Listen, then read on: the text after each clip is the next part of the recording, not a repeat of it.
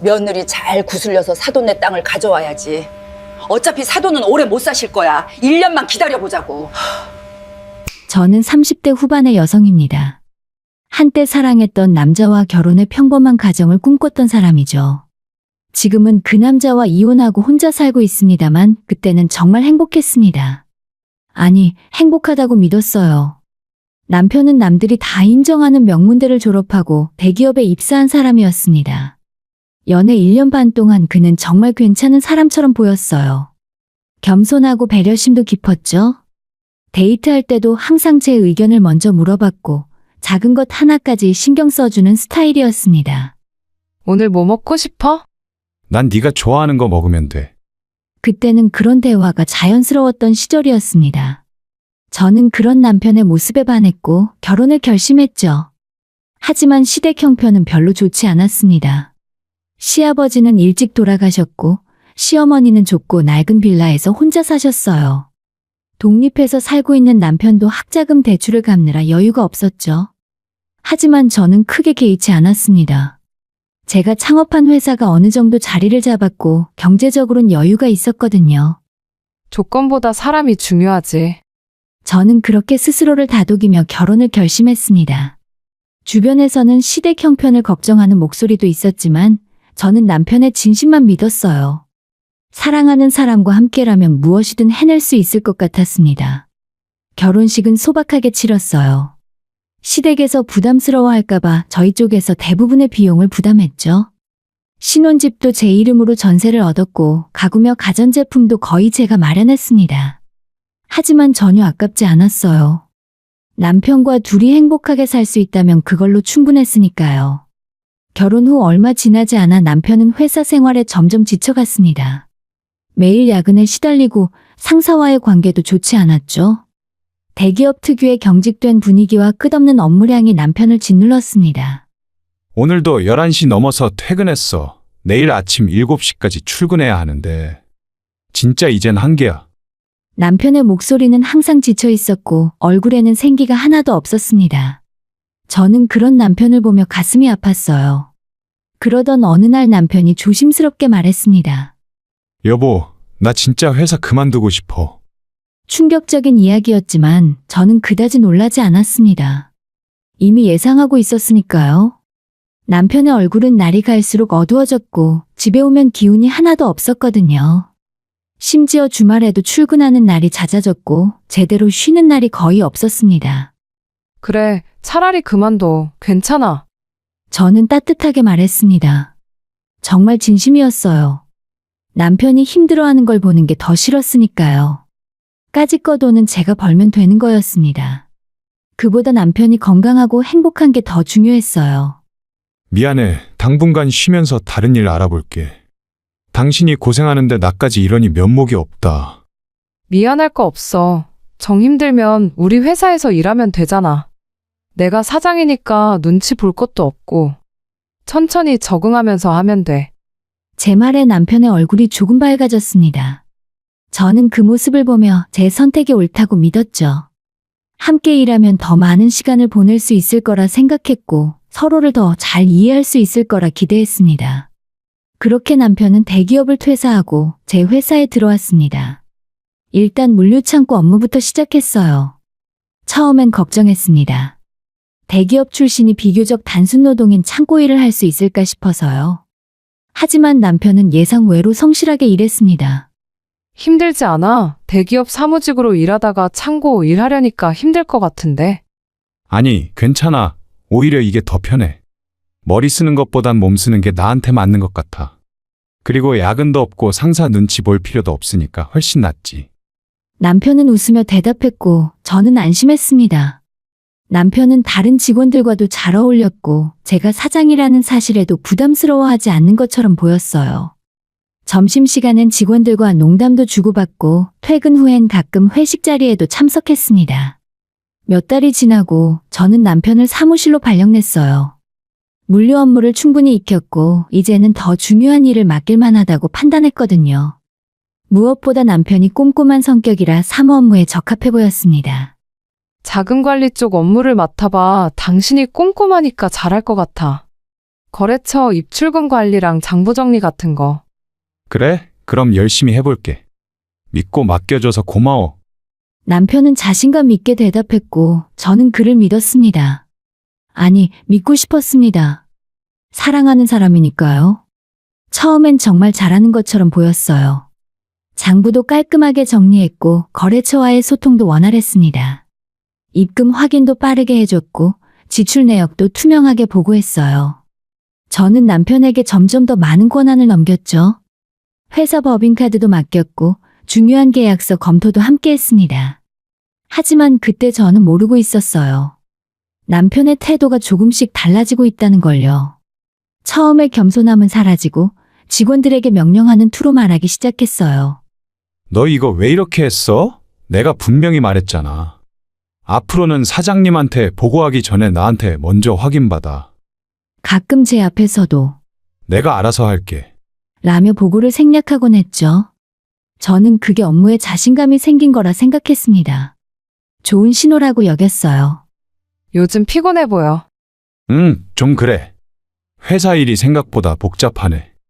거래처 관리가 쉽지 않아. 저는 남편이 많은 일을 하게 되면서 스트레스를 받는다고 생각했습니다. 그래서 더 배려하려 했어요. 집에서는 되도록 회사 얘기를 꺼내지 않으려 했고 남편이 편히 쉴 수 있도록 신경 썼죠. 주말엔 맛있는 음식을 해주고 가끔 여행도 다녀왔습니다. 그런데 지금 돌이켜보면 그때부터였던 것 같아요. 남편이 저를 속이기 시작한 거죠. 저는 그저 사랑하는 사람을 믿었을 뿐인데 그 믿음이 제 인생 최대의 실수가 될 줄은 꿈에도 몰랐습니다. 사랑과 신뢰가 때로는 가장 큰 약점이 될 수 있다는 걸 저는 그때 알지 못했어요. 어느 날 친정 어머니의 칠순생신이 다가왔습니다. 평소 건강이 좋지 않으셨던 어머니였지만 그래도 칠순은 큰 잔치였죠. 저는 시골 친정에 내려가서 소박하게나마 가족들과 함께 축하해드리고 싶었습니다. 여보, 우리 이번 주말에 친정 갈 거야. 엄마 칠순이거든. 알겠어. 그럼 선물 뭐 준비할까? 남편은 평소처럼 자연스럽게 대답했습니다. 그런데 문제는 시어머니였어요. 남편이 전화를 받더니 난처한 표정을 지었습니다. 우리 엄마도 같이 가고 싶대. 사돈 칠순인데 인사드려야 한다고. 솔직히 내키지 않았습니다. 시어머니와 저는 그리 편한 사이가 아니었거든요. 결혼 초부터 시어머니는 저희 집안을 탐탁지 않게 여기는 눈치였거든요. 시골에 살고 계신 부모님, 그리 넓지 않은 땅을 가진 평범한 농사꾼 집안이라는 게 마음에 들지 않으셨던 것 같습니다. 하지만 생신을 축하해주러 오시겠다고 하는데 거절할 명분도 없었고 괜히 남편을 곤란하게 만들고 싶지 않았어요. 그래, 같이 가자. 어머니도 모시고 가면 우리 엄마가 좋아하시겠지. 저는 웃으며 대답했지만 마음 한편이 무거웠습니다. 주말에 우리는 시어머니를 모시고 시골로 향했어요. 당연히 차 안 분위기는 어색했습니다. 시어머니는 창밖만 바라보셨고 남편은 운전에만 집중했어요. 저는 중간중간 대화를 이어가려 했었지만 쉽지 않았죠. 어머님 불편하시진 않으세요? 괜찮아. 시골길이라 그런지 좀 울퉁불퉁하네. 그런 짧은 대답뿐이었습니다. 친정에 도착하자 어머니가 반갑게 맞아주셨습니다. 평소보다 안색이 많이 안 좋아 보이셨지만 그래도 웃으시며 우리를 맞이하셨어요. 사돈, 칠순 생신 축하드립니다. 시어머니가 정중하게 인사를 건넸고 어머니도 고맙다며 손을 잡아주셨습니다. 겉으로 보기엔 참 화목한 모습이었죠. 저녁 준비는 동네 분들과 그 동네에 사는 친척들이 조금씩 도와주셨습니다. 시골 잔치답게 소박하지만 정성스러운 음식들이 차려졌어요. 저는 부엌을 오가며 손님들을 챙기느라 정신이 없었습니다. 너무 무리하지 마. 손님들은 우리가 챙길 테니까. 이모가 걱정스럽게 말씀하셨지만 저는 괜찮다며 웃었습니다. 1년에 한 번 있는 어머니 생신인데 이 정도는 당연한 일이었으니까요. 저녁 식사는 화기애애하게 진행되었습니다. 남편도 친척 어르신들과 이야기를 나누며 자연스럽게 어울렸고 시어머니도 어머니 옆에 앉아 담소를 나누셨어요. 저는 그 모습을 보며 안도했습니다. 역시 가족 행사엔 다 같이 모이는 게 좋긴 하네. 하지만 그 생각은 그날 밤 완전히 뒤집히게 됩니다. 밤 11시가 넘어 손님들이 모두 돌아가고 집안이 조용해졌습니다. 어머니는 피곤하신지 일찍 주무시러 가셨고 친척들도 각자 방으로 들어갔어요. 저도 피곤했지만 설거지가 아직 남아있어서 부엌으로 향했습니다. 그런데 복도를 지나가는데 안방 쪽에서 작은 목소리가 들려왔어요. 남편과 시어머니의 목소리였죠. 저는 무심코 그 대화를 듣기 위해 걸음을 멈췄습니다. 사돈 건강이 많이 안 좋아 보이던데? 시어머니의 목소리였습니다. 요즘 들어 많이 약해지셨어. 병원도 자주 다니시고. 사실 거기까지 듣고 저는 그냥 지나치려 했어요. 두 사람이 저희 어머니의 건강을 걱정하는 대화인 것 같았으니까요. 그런데 다음 말이 저를 그 자리에 얼어붙게 만들었습니다. 그러니 앞으로 얼마나 더 사시겠어. 괜히 병원비만 축내는 거 아니야? 시어머니의 목소리는 소름이 돋도록 냉정했습니다. 저는 귀를 의심했어요. 방금 뭐라고 한 거죠? 엄마, 이 집에선 그런 말 하지 마. 장모님이 들으시면 어떡해. 남편이 조심스럽게 말했지만 시어머니는 멈추지 않았습니다. 뭐가 어때? 사실이잖아. 근데 사돈 땅은 그래도 꽤 되지? 아까 보니까 꽤 넓던데. 이래저래 한 5,000평 정도 되는 것 같아. 위치도 괜찮고. 남편의 대답에 저는 충격을 받았습니다. 남편이 저희 친정 땅을 언제 확인한 걸까요? 그리고 왜 그런 얘기를 시어머니와 나누는 건지 이해할 수 없었습니다. 그 정도면 값이 꽤 나가겠네. 사돈이 돌아가시면 당연히 며느리가 받을 거 아니야? 그럼요. 집안 외동딸이니까. 그럼 우리 거나 마찬가지네. 시어머니의 목소리에는 묘한 만족스러움이 묻어났습니다. 저는 숨이 막혔어요. 근데 와이프는 땅 팔 생각 없다고 했어요. 그럼 너가 잘 설득해야지. 시골 땅 갖고 있어봤자 뭐해? 팔아서 현금으로 바꾸는 게 낫지. 그 돈으로 사업도 더 키우고. 엄마 말이 맞긴 한데 걔가 워낙 고집이 세서. 남편의 목소리는 난처해 보였지만 반박하지는 않았습니다. 저는 그 순간 온몸이 떨렸어요. 어차피 사돈은 오래 못 사실 거야. 병원도 자주 다니신다며. 그럼 빠르면 1, 2년 안에 해결되겠지. 엄마, 목소리 좀 낮춰. 남편이 급하게 시어머니의 입을 막으려 했지만 이미 다 들려버렸습니다. 아직 살아계신 제 어머니를, 제 친정 어머니를 앞세워 재산을 계산하고 있었던 거예요.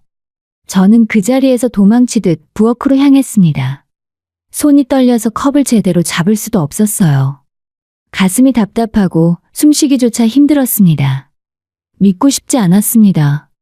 사랑하는 남편이 그리고 시어머니가 제 어머니에 대해 그런 이야기를 나눴다는 게 현실이라는 게 믿기지 않았습니다. 저는 찬물을 한 잔 마시고 진정하려 애썼습니다. 하지만 머릿속에서는 방금 들은 대화가 계속 맴돌았어요. 우리 엄마가 오래 못 사신다고? 땅이 자기 거나 마찬가지라고? 분노와 배신감이 동시에 밀려왔습니다. 저는 그날 밤 잠을 이룰 수 없었어요. 옆에서 편안하게 자고 있는 남편을 보며 이 사람이 정말 제가 아는 그 사람이 맞나 싶었습니다. 다음 날 아침, 저는 평소처럼 웃으며 아침 준비를 도왔어요. 시어머니도 남편도 아무렇지 않은 듯 행동했죠. 마치 어젯밤 그런 대화가 없었던 것처럼요. 하지만 저는 이미 결심했습니다. 이대로 넘어갈 수 없다고. 제 어머니를 그리고 저 자신을 지켜야 한다고요. 그날 시골 친정에서의 하루가 제 인생의 방향을 완전히 바꾸는 전환점이 되었습니다. 서울로 돌아온 저는 평소처럼 행동했어요. 남편에게도 시어머니에게도 아무런 내색을 하지 않았어요. 하지만 마음속으로는 이미 결심을 굳힌 상태였습니다. 정확한 진실을 확인해야 한다고요. 여보, 오늘 회사 일 때문에 오늘 좀 늦을 것 같아. 월요일 저녁 남편이 전화를 걸어왔습니다. 그래, 알겠어. 저녁은 먹었어? 거래처랑 미팅 있어서 그냥 밖에서 먹을게. 전화를 끊고 저는 곧바로 집으로 향했습니다. 평소보다 일찍 퇴근한 거죠. 남편이 늦는다니 오늘이 기회였습니다. 집에 도착하자마자 저는 남편의 서재로 향했습니다. 책상 위에는 노트북이 놓여 있었고 서랍 안에는 각종 서류들이 정리되어 있었어요. 손이 떨렸지만 저는 침착하게 노트북을 켰습니다. 비밀번호는 쉽게 풀렸습니다. 우리 결혼 기념일이었거든요. 아이러니하게도 그 사람은 저를 배신하면서도 결혼기념일을 비밀번호로 쓰고 있었던 거죠. 파일들을 하나씩 열어보기 시작했습니다. 처음엔 평범한 업무 문서들 뿐이었어요. 하지만 개인 폴더를 열었을 때 저는 숨이 멎는 줄 알았습니다. 이혼소송 준비. 파일 이름부터 충격적이었습니다. 손이 떨렸지만 저는 파일을 열었어요. 문서에는 저에 대한 내용이 빼곡히 적혀 있었습니다. 하지만 그 내용은 전부 왜곡되고 과장된 것들이었죠. 아내는 회사 운영에 무능하며 직원 관리를 제대로 하지 못해 사원들의 불만이 높음. 불만이 높다고? 저희 회사는 오히려 직원들의 만족도가 높고 동종업계 이직률도 매우 낮은 편이었는데 말이죠. 시어머니에게 소홀하고 명절에도 시댁 방문을 꺼림. 거짓말이었습니다. 오히려 제가 먼저 시댁 방문을 제안했던 적이 더 많았어요. 남편을 회사에서 부하 직원처럼 대하며 직원들 앞에서 인격적 모욕을 일삼음. 저는 한 번도 남편을 함부로 대한 적이 없었습니다. 오히려 다른 직원들보다 더 배려했죠. 문서는 계속 이어졌습니다. 제가 남편에게 경제적으로 의존하게 만들었다는 내용, 남편의 의견을 무시하고 독단적으로 회사를 운영한다는 내용. 모두 거짓이거나 왜곡된 것들이었어요. 가장 충격적인 건 마지막 부분이었습니다. 아내와의 결혼 생활은 정신적 학대의 연속이었으며 이혼 시 재산 분할과 위자료를 청구할 예정. 회사 지분의 30% 이상을 요구할 것. 저는 화면을 멍하니 바라봤습니다. 이게 정말 제가 아는 남편이 쓴 글인가요? 저를 이렇게까지 모함할 수 있는 사람이었나요? 분노가 치밀어 올랐지만 저는 침착함을 유지했습니다. 이 문서를 USB에 복사했어요. 증거로 남겨야 했으니까요. 다른 파일들도 확인하기 시작했습니다. 그러다 자금관리라는 폴더를 발견했어요. 호기심에 열어봤는데 그 안에는 회사 장부와는 다른 엑셀 파일들이 있었습니다. 내용은 가히 충격적이었습니다. A거래처에서 회사로 입금되어야 할 금액 중 일부가 남편의 개인 계좌로 들어가 있었던 거예요. 금액은 작게는 50만 원부터 많게는 300만 원까지 다양했습니다. 2025년 3월 A거래처 정산금 500만 원 중 80만 원 개인 계좌 입금. 2025년 4월 A거래처 정산금 800만 원 중 120만 원 개인 계좌 입금. 기록은 계속 이어졌고 저는 손이 덜덜 떨렸습니다. 다른 파일들도 마찬가지였어요. B거래처, C거래처 모두 같은 방식으로 돈을 빼돌리고 있었던 겁니다. 총액을 계산해보니 무려 2억 5천만 원에 달했습니다. 거의 1년 넘게 조금씩 빼돌린 거죠. 이게 횡령이잖아. 저는 입술을 깨물었습니다. 믿었던 사람이, 사랑했던 사람이 저를 이렇게까지 배신할 수 있다는 게 믿기지 않았어요. 하지만 증거는 너무나도 명확했습니다. 저는 모든 파일을 USB에 복사했어요. 그리고 서랍을 뒤지기 시작했습니다. 얼마 지나지 않아 서랍 깊숙한 곳에서 통장 몇 개를 발견할 수 있었어요. 제가 모르는 통장들이었고 계좌를 확인해보니 엑셀 파일에 적힌 금액들과 정확히 일치했습니다. 증거는 이제 충분해. 저는 모든 서류를 사진으로 찍었습니다. 통장 사본도 엑셀 파일도 이혼 준비 문서도 전부요. 그날 밤 남편이 집에 돌아왔을 때 저는 평소처럼 웃으며 맞이했습니다. 회의는 잘 끝났어? 그럭저럭 피곤하다. 남편은 아무렇지 않게 대답했고 저는 아무것도 모르는 척했어요. 하지만 속으로는 계획을 세우고 있었습니다. 다음 날 저는 회사 CCTV를 확인하기 시작했어요. 보안 담당자에게 지난 6개월치 영상을 요청했습니다. 사장님, 무슨 일 있으세요? 아니, 업무 점검 차원에서 확인 좀 하려고. CCTV 영상을 보며 저는 또 한 번 충격을 받았습니다. 남편이 직원들에게 반말을 하고 심지어 고함을 지르는 장면도 있었거든요. 이것도 제대로 못해. 대체 월급이나 받으려고 회사 다니는 거야? 너 대학 나온 거 맞냐? 한 직원이 실수를 했을 때 남편이 한 말이었습니다. 그 직원은 고개를 숙인 채 사과했고 남편은 비웃듯이 웃었어요. 다음부턴 제대로 해. 나한테 혼나기 싫으면? 또 다른 영상에서는 거래처 직원과 은밀하게 대화하는 장면도 있었습니다. 아예 회사 창고 구석에서 봉투를 주고받는 모습이 선명하게 찍혀 있었어요.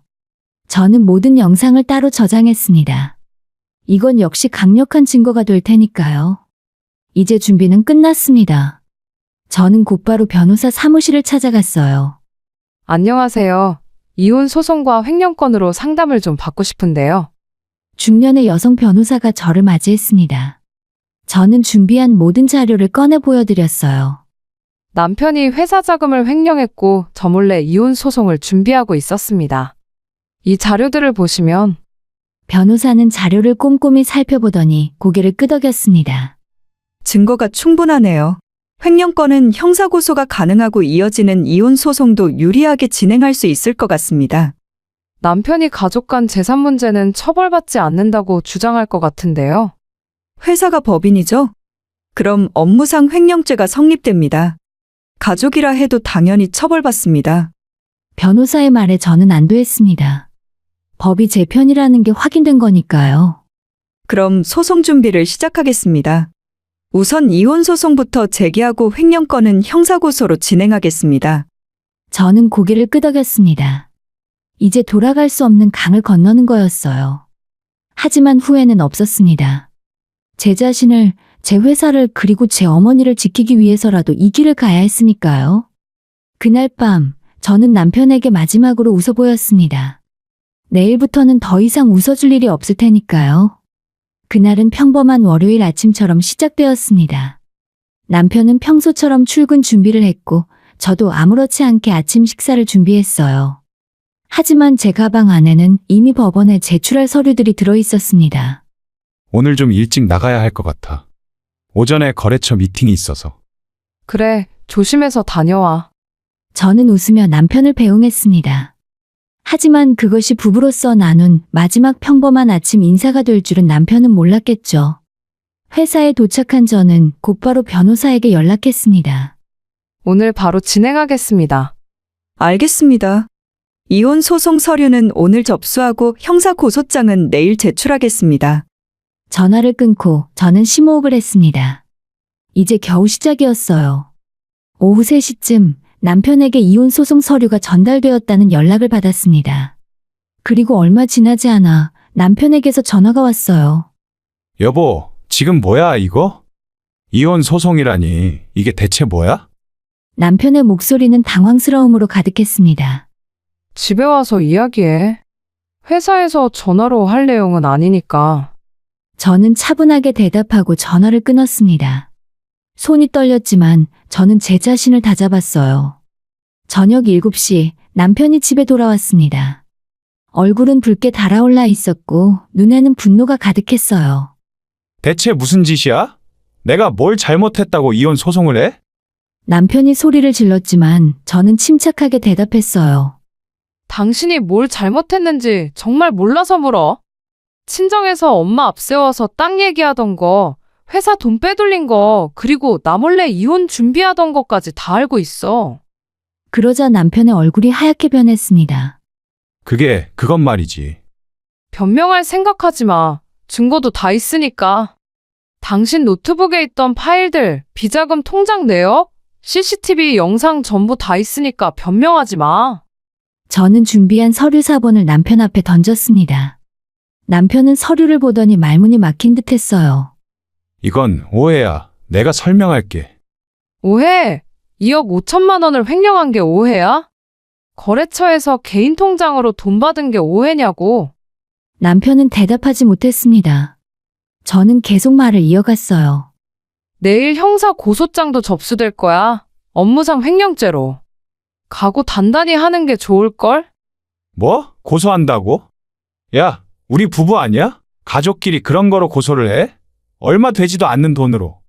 남편이 다급하게 말했지만 저는 고개를 저었습니다. 우리 회사는 법인이야. 당신은 정식 직원으로 등록되어 있고, 가족이라고 횡령이 용서되는 건 아니야. 제발 이러지 말자. 내가 잘못했어. 일단 돈은 회사 통장에 다 돌려줄게. 남편이 제 손을 잡으려 했지만 저는 뿌리쳤습니다. 이미 늦었어. 법적으로 진행할 거야. 그날 밤 남편은 계속 사정을 했지만 저는 단호했습니다. 한치도 물러설 생각이 없었어요. 그리고 다음날 형사 고소장이 접수되었다는 연락을 받았습니다. 그리고 오후쯤 회사로 예상치 못한 방문객이 찾아왔어요. 사장님, 외부에서 오신 분이 찾으시는데요. 직원이 조심스럽게 말했습니다. 나가보니 다름 아닌 시어머니가 서 있었어요. 어머님 무슨 일로 오셨어요? 야, 네가 감히 우리 아들한테 무슨 짓을 한 거야? 시어머니가 다짜고짜 고성을 질렀습니다. 주변 직원들이 그 소란에 놀라 쳐다봤어요. 일단 사무실로 들어가시죠. 여기서 얘기할 내용은 아니니까요. 저는 최대한 침착하게 시어머니를 사무실로 안내했습니다. 그리고 문을 닫자마자 시어머니가 소리를 질렀어요. 우리 아들이 뭘 잘못했다고 고소를 해? 부부 싸움은 칼로 물베기라고 하는데 이렇게까지 할 일이야? 이건 단순한 부부 싸움이 아니에요. 횡령이에요. 범죄라고요. 횡령, 우리 아들이 그 회사에서 얼마나 고생했는데 창고에서부터 시작해서 온갖 굳은 일을 다 도맡아서 했잖아. 시어머니의 목소리는 점점 커졌습니다. 그건 당연한 거예요. 월급을 받았으니까요. 그리고 창고 일은 처음 적응하라고 배치한 거였고 얼마 안 가서 사무실로 옮겼잖아요. 사무실로 옮겼다고? 쥐꼬리만한 월급 주면서 무슨. 우리 아들 대기업 다닐 때가 얼마나 좋았는데 네가 유혹해서 회사로 끌어들인 거잖아. 저는 어이가 없었습니다. 남편이 스스로 퇴사를 결정했고 제 회사로 오겠다고 했던 건데 말이죠. 없는 사실을 왜곡하지 마세요. 남편이 회사 생활 힘들어서 스스로 그만둔 거예요. 제가 강요한 적 없어요. 강요 안 했어? 그럼 왜 우리 아들을 창고직이나 하라고 보냈어? 명문대 나온 사람을 한낱 창고 일꾼으로 만들다니. 시어머니는 제가 하는 말이 이해 안 가는 건지 계속 같은 말을 반복했습니다. 저는 한숨을 쉬었어요. 겨우 이런 얘기 하러 오신 거 아니시죠? 본론만 말씀하세요. 일단 고소부터 취하해. 너 진짜 우리 아들 감옥 보낼 거야? 취하 절대 안 해요. 횡령한 돈 2억 5천만 원 모두 변제하고 그에 따른 법적 처벌도 받아야 해요. 2억 5천? 그게 그렇게 많아? 시어머니의 얼굴이 창백해졌습니다. 아마 정확한 금액을 처음 들은 모양이었어요. 많고 말고요. 거의 1년 넘게 조금씩 빼돌린 거예요. 증거도 저한테 다 있고요. 그래도 가족 간 재산 문제는 처벌 안 되잖아. 나도 아는 변호사한테 물어봤어. 시어머니가 다급하게 말했지만 저는 고개를 저었습니다. 제 회사는 법인 회사예요. 남편은 정식 직원으로 등록되어 있고 업무상 횡령죄가 명확히 성립돼요. 어머니가 잘못 알고 계신 거예요. 그럼 진짜 감옥에 가는 거야? 네, 진짜 형사처벌 대상이에요. 시어머니는 주저앉듯 의자에 앉았습니다. 순식간에 어머님의 얼굴에서 핏기가 쫙 빠졌어요. 제발 우리 아들은 살려줘. 내가 이렇게 빌게. 갑자기 태도가 180도 바뀌었습니다. 방금까지 고성을 지르던 사람이 이제는 금방이라도 눈물을 흘릴 것 같이 싹싹 빌고 있었어요. 저도 이러고 싶지 않았어요. 하지만 배신당한 건 저예요. 남편이 저 몰래 이혼 준비하고 회사 돈 빼돌리고 심지어 친정 엄마까지 이용하려 했잖아요. 그건 내가 잘못 말한 거야. 미안해. 정말 미안하다. 시어머니가 제 앞에 고개를 숙였지만 저는 마음이 움직이지 않았어요. 미안하다고 해서 해결될 문제가 아니에요. 법적 절차는 이미 시작됐어요. 그럼 돈을 갚으면 되는 거야? 2억 5천만 원 내가 갚으면 고소 취하해 줄 수 있어? 일단 돈부터 갚으세요. 그 다음 얘기는 그때 하죠.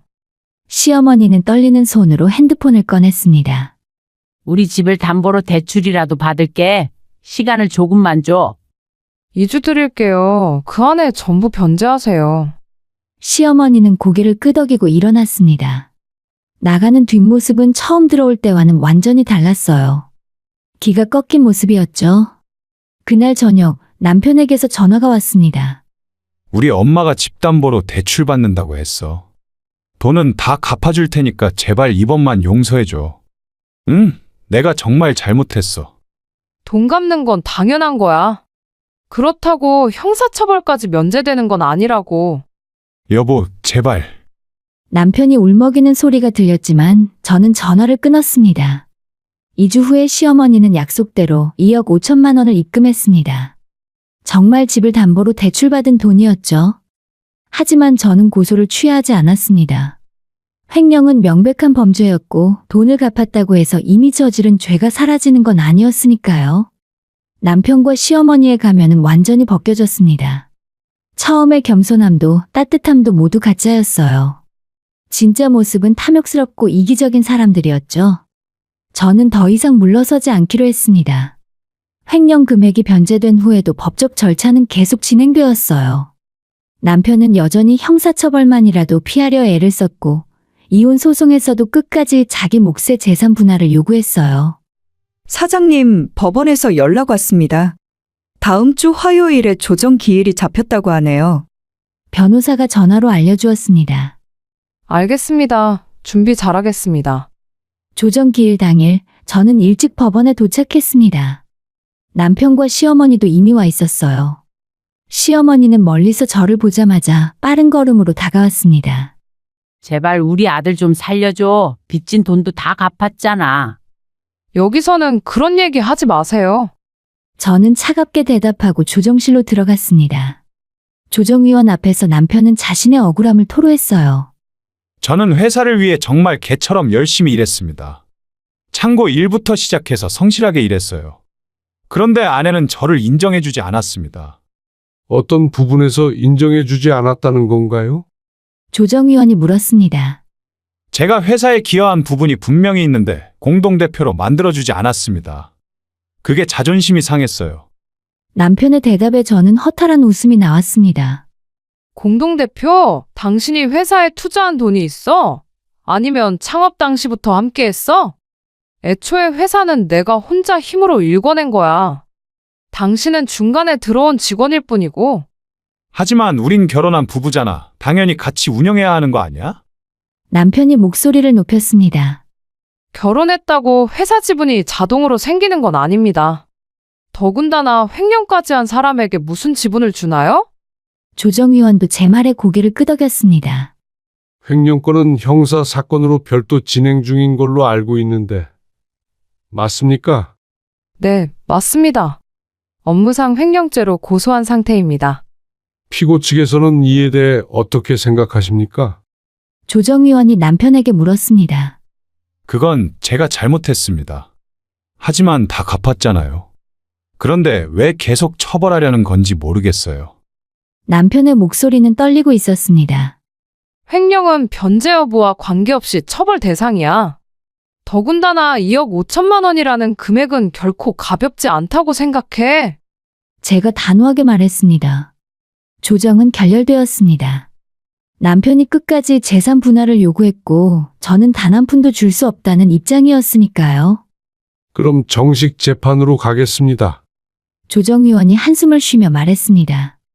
몇 주 후에 재판이 시작되었어요. 남편 측 변호사는 역시나 남편의 회사 기여도를 강조하며 재산 분할을 주장했어요.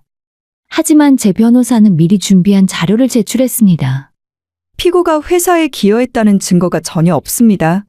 오히려 CCTV 영상을 보시면 직원들에게 갑질을 일삼았고 업무상 횡령을 저질렀습니다. 이것이 기여입니까? 회사 CCTV 영상이 법정에서 재생되었습니다. 남편이 직원들에게 고함을 지르는 장면, 거래처 직원과 은밀하게 돈 봉투를 주고받는 장면이 낱낱이 공개되었어요. 남편의 얼굴은 실시간으로 창백해졌습니다. 그리고 피고는 원고 몰래 이혼 소송을 준비하며 허위 사실을 기재한 문서를 작성했습니다. 이는 원고에 대한 명백한 배신 행위입니다.